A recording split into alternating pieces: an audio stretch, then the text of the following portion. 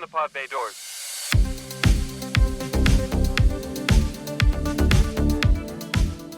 Greetings and welcome to another exciting episode of the Cinematic Traveler Podcast. I am your intrepid movie-exploring host, Chris, and that's right, it's that time of the week again. It is our streaming surprise episode, and this time I found a movie on HBO or HBO Max or just Max. I can't keep up anymore, but the title of the movie I can keep up with, it is Elevation, and it is directed by George Nolfi and starring Anthony Mackie. Yes, our second Anthony Mackie starring movie of the month. I'm so excited. God, I can't wait to talk to you about this movie. But before I do have to ask a favor. Somewhere on the screen of the device that you're listening to this show on, there is a follow button or a subscribe button. If you could please click that. Not only does it help me and the show, it helps you because you won't miss any future episodes, as well as you'll be able to go back and listen to my previous shows and hear my amazing reviews of my sexy, sexy voice.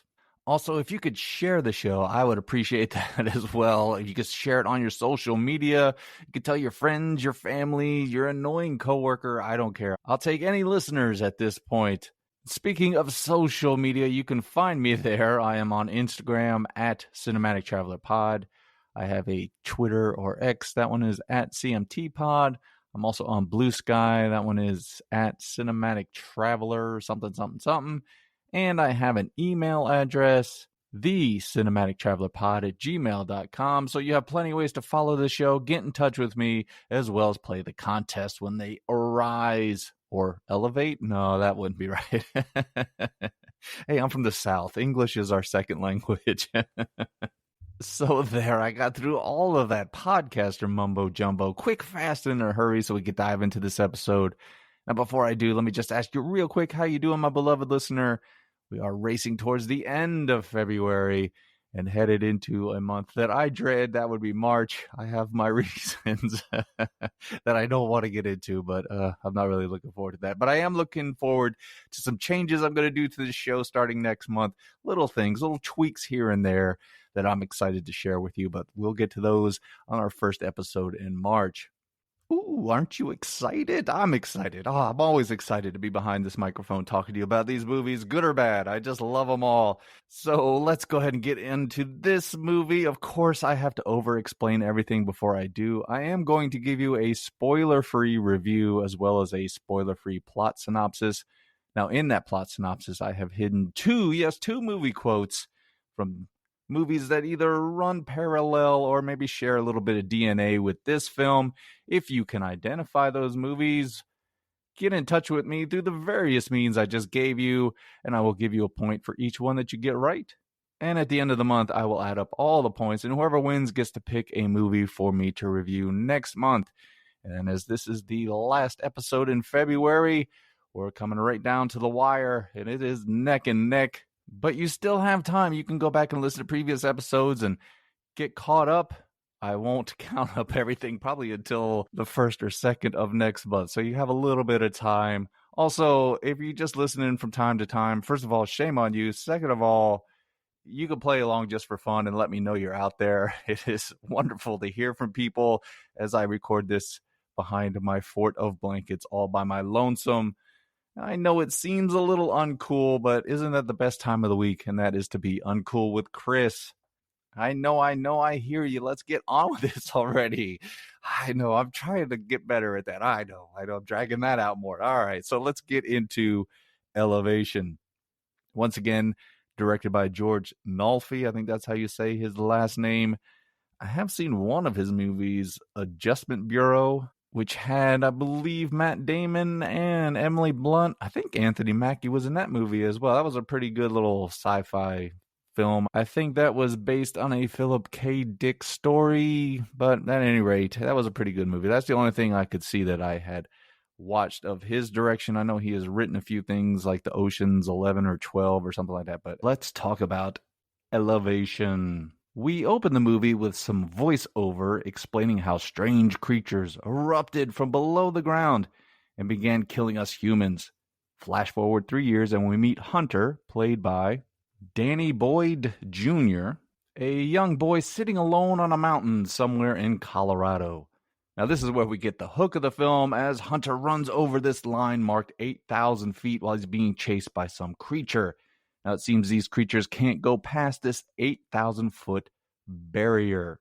So Hunter continues to run all the way home to his overprotective dad, Will, played by Anthony Mackie, who is relieved to see that his son is okay and warns him again not to go below that line. It seems Will's wife went on an expedition below that line, I guess a couple years ago, and never returned. So Hunter is all he has left, and he is determined to keep him safe. Unfortunately, Hunter does have a breathing disorder, because of course he does, that requires him to use some kind of medical device to sleep at night, and this machine needs to be resupplied to continue to work. Will decides to travel below the 8,000 feet to the nearest city to try to find the supplies he needs, and he enlists the help of local smart person Nina, played by Morena Baccarin, who is trying to find a way to kill these creatures. And just to add a little drama, she was the leader of the expedition that got Will's wife killed.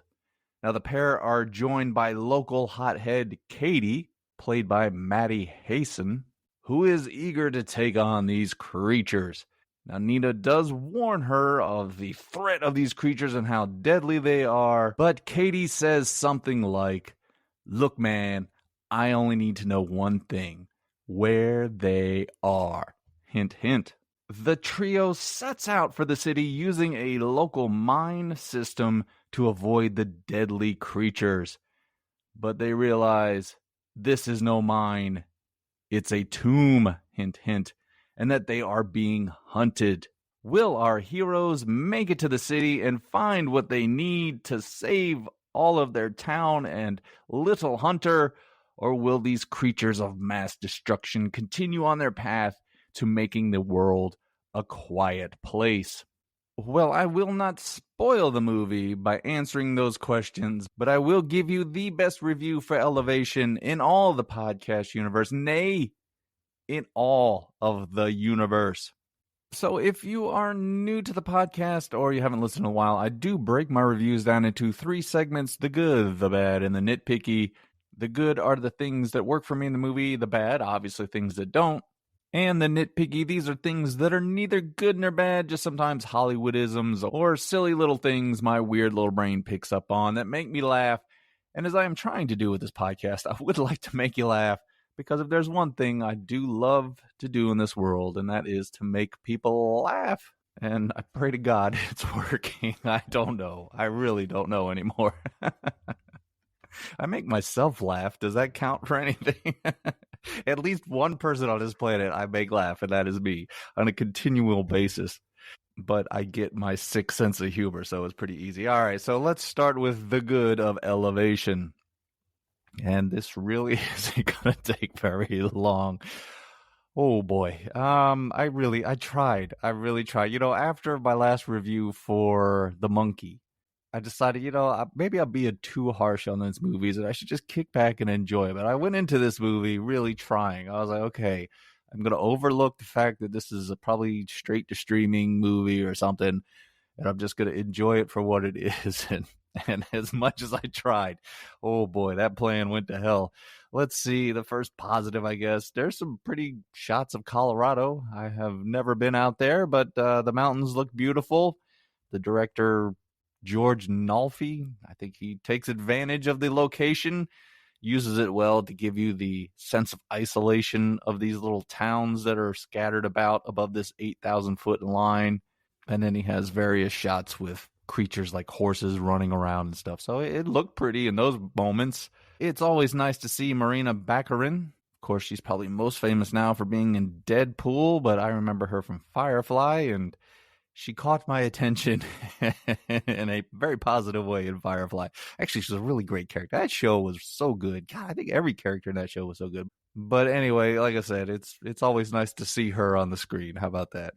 it does make the movie going experience a little bit better. And who knows, maybe during the film I got some elevation as well from Marina. Anyway, that's disgusting, you horrible, horrible man.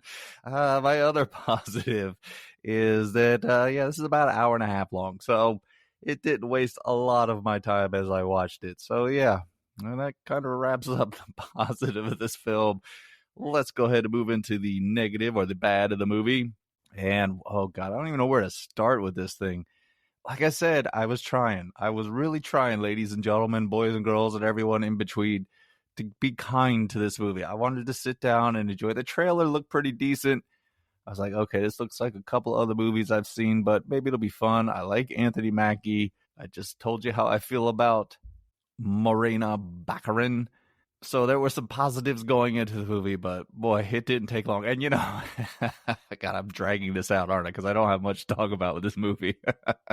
But very early on, we'll get to that in a minute. All right, let's just start with the most obvious thing. This is an extremely cliche movie, tropey movie. This is, like I said, this is about 3 or 4 different movies you've already seen. A Quiet Place. What's the one with Chris Pratt? Was it The Tomorrow War? It kind of reminded me of that in a few moments, especially with the creatures, they burst out of the ground and stuff, and the way they're indestructible and they have to find a way to kill them. But yeah, you've seen this post-apocalyptic film before. This, we got to go on a mission. Of course, the kid, as I mentioned, he has to have some sort of medical condition. It's always the breathing too. Why is that? At least it wasn't asthma in this one. So they have to go find that the medicine or the thing, the device that's going to help them. And that's what, kickstarts everything off.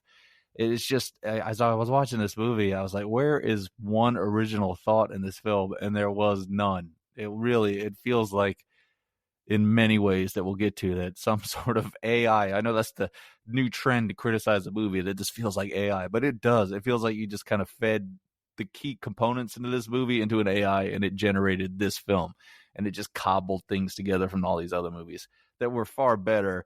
And it really detracts from this movie, because when we get to the other things that are negative, that stand out even more, because you sit there and go, well, it was better when they did it in A Quiet Place or in Tomorrow War, or God, the various other, I guess you could put zombie movies in there as well. But, it's just so familiar, so cliche. There's nothing surprising. You know exactly how the movie's going to go. You even know which characters are going to meet their demise as they move along. And when you get to the end, there's things you're supposed to feel tension for, but you know what's going to happen. So there's no surprise or anything like that, which moves into the next negative. And again, this is really where I feel like there was an AI, but sadly, there wasn't. I think this movie had 3 writers on it, and I don't know how they came up with this script, because it is fucking terrible. All it does is the dumbest dialogue throughout the whole film. It talks to you like you're 3 years old. Worse than 3 years old. Like you have 3 brain cells and a spinal column. Even then, I think your spinal column would probably still be angry at you for watching this movie. But yeah, the characters talk in the most basic, dumb ways, and they explain things just like you're a moron. Like there's this point where they have to cross this part of the mines or something. It dips below 8,000 feet. So they have to go down. And the one girl's like, well, how far do we have to go? And Anthony Mackie says, we have to go 1,000 yards. She goes, oh my God, that's like 10 football fields. I'm just like, oh my God. Please stop. I'm not stupid. And I think they mentioned that 8,000 feet line about a dozen times throughout this movie. And it's like, okay, we get it. We understand. Everybody talks in the dumbest ways. Oh my God. Everything is explained like I was saying, Nina Marina Baccarin, her character is this former physicist or something. So she's trying to figure out what's going on, how they get stop this creature. She has like this scale from one of the creatures in her home, and she shoots at it. She tries different things on these bullets to try to penetrate the scale. So as they're going through the movie, she's trying to be the smart one and explain things that are just so obvious. And poor Anthony Mackie, his whole role in his movie is to go, why, what do you mean? What do you mean by that? Please explain that to me. I'm like, Jesus Christ, please let the creatures come kill us all if we are this stupid at the point of this movie. Maybe it's natural selection that these creatures killed off all of the smart people and left all the dumb people. I don't know. Also, there's supposed to be, I guess, comedic moments with these characters that really don't work. Like in the dialogue, that someone will say something in a way that you're like, okay, is this supposed to be funny? Is this a joke? Is this one of those like, with these movies like Aliens, they're all badasses, so they'll say something that's funny because they're these badasses, or Predator or something like that. So I'm watching this movie like, okay, was that supposed to be funny in that way, or is that a serious line, or it just doesn't work. And again, it's so cliche and tropey, and oh my god, it's just not not well. But I don't know how this got made. Did somebody not read this? I mean, Anthony Mackie was listed as one of the producers, and I know that's probably just a title to get him more money. But at the same time, man, did you read the script? Did you look through it, or did you just cash that check? I don't know. But moving into the next negative, I guess that goes hand in hand with the script and what I just said about Anthony Mackie. But the acting is not so good, and I really hated that because I just came off of the Captain America movie where Anthony Mackie didn't impress me none. But here, he just, I don't know. I don't really blame any of them. With a script that bad, how can you make any of that dialogue sound good? I don't care if you had Marlon Brando and Anthony Hopkins and Denzel Washington in this movie. It probably still would have sounded stupid. It would have been great to watch those three actors together. But it would have been horrible to listen to the lines coming out of their mouth. Although I will argue, I think Denzel Washington, you could put him in any movie and it would still be good. You could put him in Jaws 3 and it would still be a great movie just from his performance. But at any rate, yeah, the acting is not good. Anthony Mackie just plays stoic man on the mission. I mean, it's a very simple story. Obviously, they're going to get the thing. But, there's supposed to be this drama between him and Nina because she's the one that was in charge of the team that got his wife killed. But it's so bland between these actors. There's like no, I don't want to say chemistry, but I guess chemistry in a way, because even negative chemistry with each other, you know what I mean? Where they're battling back and forth, or they're having their, I don't know, what would you say, like Quentin Hooper in Jaws, they're antagonistic to each other. So there's a chemistry in that. Well, they don't have that in this movie. And for some reason, there's sort of this antagonism between Nina and Katie, like instantly. And they kind of explain that because Katie is mad at Nina for taking that mission with Will's wife and all that stuff. But it's just so one note and bland, and there's nothing for these actors to really dive into. They don't have scenes. Every now and then, they have like 2 scenes in this whole movie where I was like, okay, they're acting right now. And there's a scene where it's a flashback with Anthony Mackie and his wife.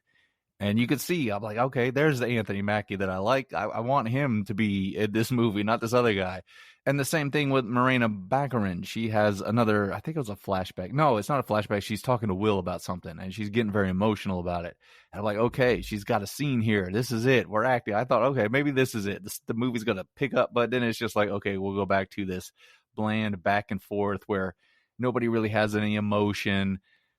If, like I said, with the comedy, if these are sarcastic lines that they're saying, they're not delivered in a way that would make you laugh or chuckle or think, oh, this person's a badass or something like that, And that's kind of what this movie needed. I think wish they had a couple more people in the group that went, you had someone, I guess like Aliens, you had Hudson or someone like that who just has all these smart ass comments that you can kind of enjoy, or in Predator where they make a bad joke, something like that, where you actually enjoy being around these people and you hate it when the creature gets one of them. Whereas this one, you're just like, okay, can we just get this shit and get back to the kid and be done with it already?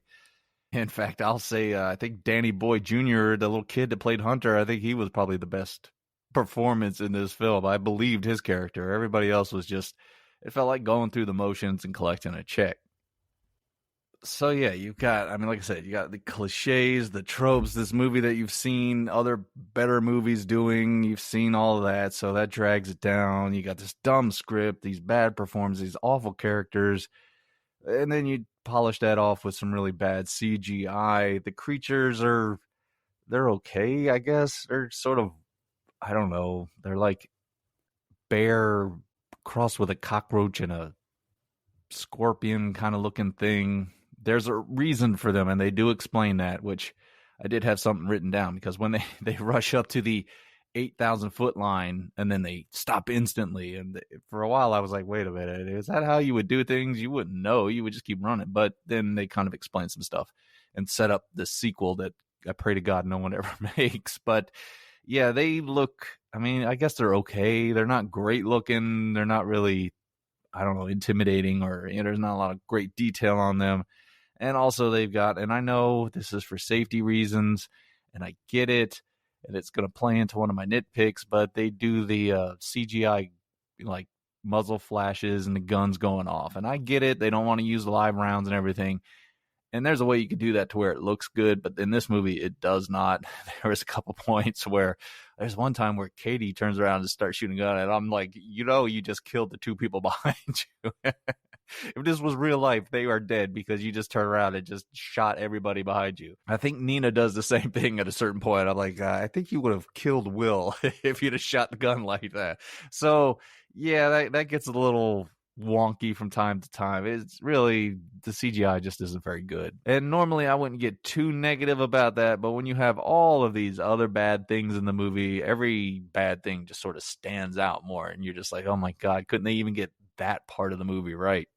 I don't know where the budget went, probably in everybody's pocket. But at any rate, I could go on. This is, I think you could tell where I'm going to end up on my final review for this film. But yeah, there is a lot of bad that I could just go on and on about. If I was given spoilers, I would have written down all of the dialogue, because my God, it was just that bad. I'm like, people don't talk like that. How can you have, what did I say, 3-4 writers, and no one can figure out how to make characters speak to each other in a normal way? Even in this weird situation that these characters are in, they're still human beings. They're still going to have emotions, and they're not all going to be the same type of character. And I mean, I don't know. Does anybody at any point in any of these movies ever really read the script after? Did they just take the first draft and are just like, okay, we'll figure it out as we go along? I don't know. How hard can it be to be a writer in Hollywood at this point? I don't know. All right, so let's move into the nitpicky. I'm trying to stay positive here, folks. I'm trying to stay upbeat. All right, with the nitpicking again, these are things that are neither good nor bad, just things they put in these movies, Hollywoodisms, or weird little things that make me laugh. The first thing, this is a Hollywoodism, and I mentioned Danny Boyd Jr. He does that thing where he has the one single tear come out of one eye, go down his cheek. And I have to tell you, as many times as I see that in the movies, that yes, it is so tropey, but I am always amazed. Like, how do you do that? How do you make yourself cry out of one eye? Wouldn't it be impossible physically? Wouldn't both of them have to cry? I don't know. I'm devoid of emotion, so I don't know what tears are. Actually, I've cried them all out. I think at this point in my life, I don't have any left. But it always amazes me whenever I can see an actor or actress doing that. I'm like, how do they do that? That is a skill. There should be an Oscar award for best single tear out of one eye down your cheek. Speaking of eyes, let's go into my next nitpicky. And I mentioned this with the CGI and the CGI used for the guns. Again, I get it for safety reasons, and they don't want live rounds, especially after what happened on that Alec Baldwin film and all that other stuff. But at any rate, there are times with these characters you could tell that gun isn't really shooting anything, and it doesn't have any recoil, because especially Nina Morena Baccarin, her character, she holds that gun up with the sights like right at her eye. Her and the other girl, every time they shot that gun, I was like, you're going to have the worst black eye tomorrow, because that thing's just going to recoil right back in your face. You can't put your head right there. Somebody should have said, hey, that's not how you do this. It got distracted. At first, I was like, okay, I'll let that one slide. But after about a third or fourth time, I was like, oh, my God. Was there anybody on this set that knew how to shoot a gun? What would happen when you do that? Oh, boy. There are some characters in this movie that look like they would have gone 6 or 7 rounds with Muhammad Ali just from shooting the gun. And my final nitpick for this film, and as much as they set up the reasons for everybody to go below the 8,000 foot mark so they can go into that city and get the thing for the medical device, and Nina can find out how to kill these things, really the only thing they needed, and they established this early on, is that Kraft macaroni and cheese is scarce in this little town they live in, and apparently in the city they have a bunch of it. So that's all they would have. I would have signed up instantly. It would have been like, look, we have a very dangerous mission. I cannot guarantee your survival, but it is for Kraft macaroni cheese. I'd have been suited up with my gun ready to go. I'm like, come on, let's go. I'll take point on this mission. But it has to be Kraft macaroni cheese. I've tried other ones like the store brand. You ever been like tight for a couple of dollars and you're like, shit, I want some macaroni and cheese, but I can't afford the good stuff. Let me just get the store brand.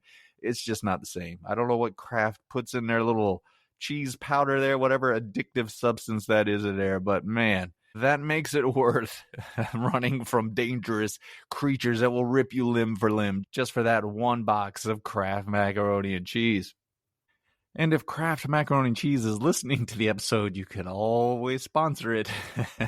You don't even have to give me money. You can just send me boxes of Kraft Macaroni and Cheese every week. But having said that, let's move into my final verdict for this film. If you couldn't tell, I really didn't like this movie. I tried. I really tried. As I mentioned, I wanted to go in this and be positive. I'd be like, you know what? If it's corny, I can live with that. Like I said at the beginning, they have all this bad dialogue, all this bad exposition dialogue, and I'm just sitting there like, okay, this is just the setup for the movie. If I can make it through the first couple of minutes or 10 minutes of this shit, then we're going to hit the action and it's going to be good. And it never finds that gear. It just stays sort of in that bad range. It just never rises above it. It is not so bad that it's good either. It's not fun to watch. It's just a miserable experience. The characters are miserable. The actors look miserable as the characters. You've seen so many better versions of this film that it's just insulting to your brain. Like I said, your 3 brain cells and your spinal column, they would be insulted by this movie, and especially when it talks down to you like it does. So yeah, just skip Elevation. And Hollywood, can we please get Anthony Mackie into a movie that he would be good in? Stop giving him these bad scripts. The man is a better actor than this. I'm rooting for you, Anthony. I am. I'm here for you, man. But God, you got to do a better job of picking scripts. I understand the Marvel stuff. You're kind of locked in. But man, you should have read the script and be like, no. Either we change this or I'm walking. So yeah, just go ahead and pass on Elevation.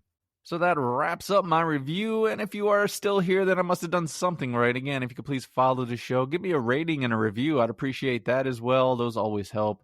And you can follow me on my social medias and all that, and play the movie quote contest. I mean, this is the last one of the month. Go ahead, get a couple points in by the end of the month. Have some fun. Live a little. You never know when some mysterious creature is going to burst from the ground and either kill you or force you to live in a city without Kraft macaroni and cheese, which is a fate worse than death.